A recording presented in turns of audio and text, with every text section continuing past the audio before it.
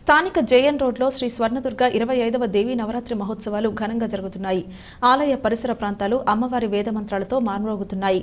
పలువురు నగర ప్రముఖులు, స్థానిక పెద్దలు స్వర్ణదుర్గ అమ్మవారిని దర్శించుకుని తీర్థప్రసాదాలు స్వీకరించారు. ఆలయం రోడ్డు విద్యుత్ దీప కాంతులతో ధగధగలాడుతోంది.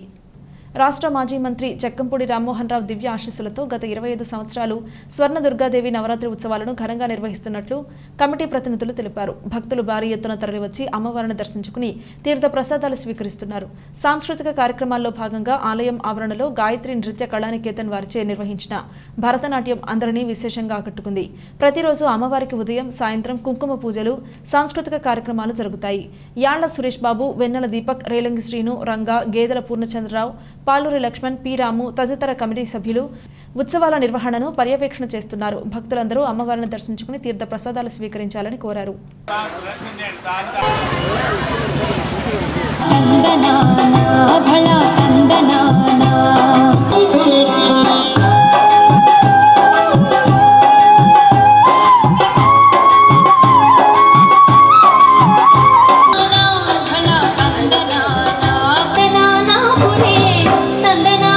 भला